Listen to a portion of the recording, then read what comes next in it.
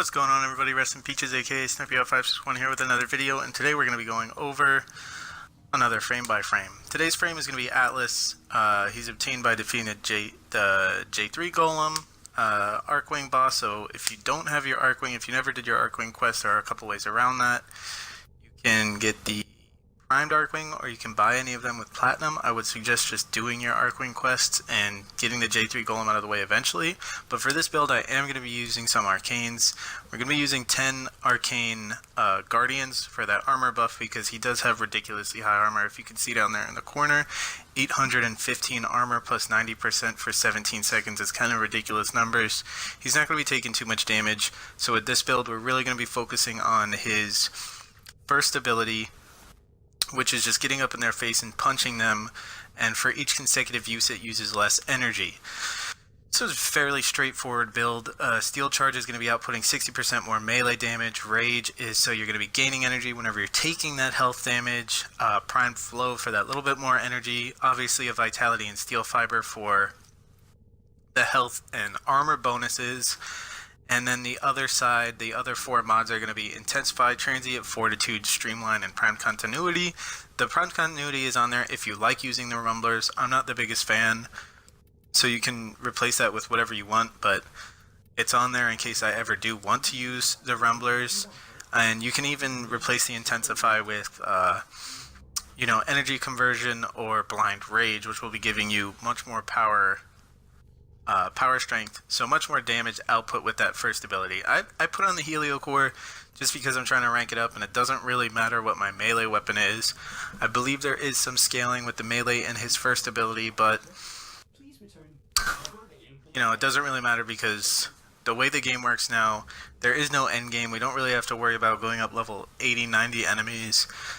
The highest level enemies you're going to be worrying about is like maybe 40, and that's if you're staying in a mission for an extended duration for no reason. So this is Series Draco. You can see he's one-shotting pretty much every enemy with his first ability. I mean, Atlas is as straightforward a character as it gets. You're going to be using your one for the most part, and if you ever have to activate like a life support or something, you can set up your barricade and just kind of hide behind it for a couple seconds and then go back to spamming your one. That Eximus didn't want to die for whatever reason, but you can see here I run into another one and he gets hit just a couple times and he's dead. So I don't know what the deal is with his one. The way the damage works is kind of hard to understand, because sometimes he'll one-hit enemies, other times he'll take 2 or 3 hits. And like I said, so this is 30 minutes into a Draco, so these enemies are mid-tier enemies, level 25 I believe. I don't really use any other abilities. You can turn them to stone with his third ability if you want. And his Rumblers, the 2 rocks that come out and help out a little bit. I mean, like I said, he's a very basic Warframe, so his 1 is going to punch him in the face, his 2 is going to set up a wall to hide behind, his 3 is going to turn your enemies to stone, and his ultimate is going to bring out 2 AI Rumblers to go around and throw rocks and beat up your enemies. So everything's affected by power strength. Everything except for his 2 is affected by duration. His 1, 3, and 4 are all affected by range. Range affects his Rumblers by how fast they're running, but he's a very straightforward frame. So yeah, he's very basic. It doesn't really take too much skill to use Atlas. He doesn't really offer too much to a team as far as teamwork. He doesn't give any buffs. I mean, the only thing you could consider is the small amount of crowd control you get out of this punch, which, as you can see, it'll kill like a small group of enemies. But for the most part, he's a solo person's frame.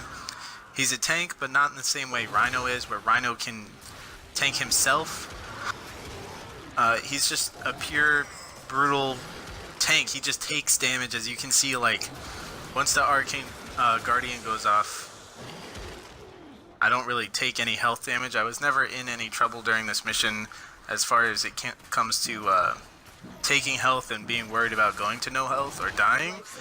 The Rage could be switched out for something else, but I do like the small amount of energy I gain every now and then, especially since you're only going to be using his first ability, and his first ability costs less and less every time you use it. So, all in all, Atlas is a fun frame. He doesn't offer anything at all to a team. Other than that, that's Rest in Peaches. Enjoy the rest of the video. Have a good day, and I'll see you guys on Friday.